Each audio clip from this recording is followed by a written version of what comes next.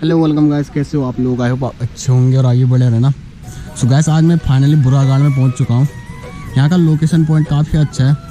यहां से एक ऊपर से नदी बहती हुई आ रही है। शायद इससे पहले यहां पे काफ़ी बाढ़ आई होगी। तो आज मैं अपने मामा के घर जा रहा हूँ। देखते हैं क्या क्या जो होता है इधर। इसके बाद शादी है, तो शादी में तैयारी करनी है। तो 1-2 दिन बाद मैं अपने घर चला जाऊँगा। तो काफ़ी अच्छा लोकेशन पॉइंट है इधर का। Tried so hard and got so far, but in the end, it doesn't even matter. I had to fall to lose it all, but in the end, it doesn't even matter. I tried so hard and got so far, but in the end.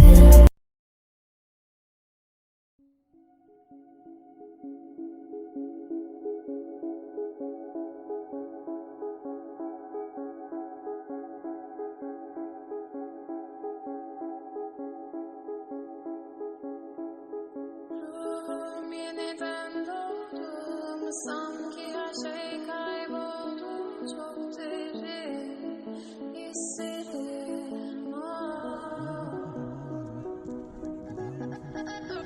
omzum yükle doldu ama bende vazgeçmek yoktu.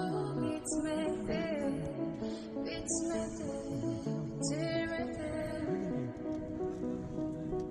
Ben özel değilim ya da öyle bir şey ama sen varken hep böyle hissettim, böyle hissettim. Yanan her şey gülme olmalı, bunu sen de hatırlarsın da artık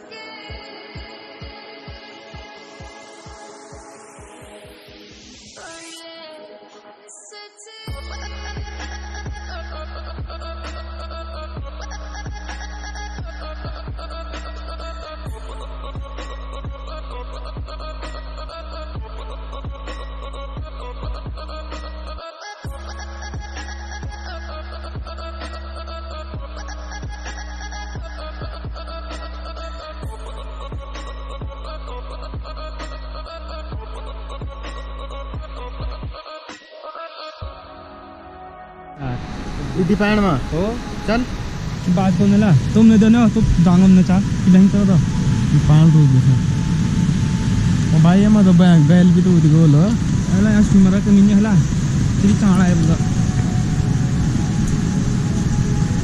जी टाइम पे भी काटी ना है टाइम में फोन भी नहीं है इन्होंने पर वीडियो बहुत पड़े रहे हैं।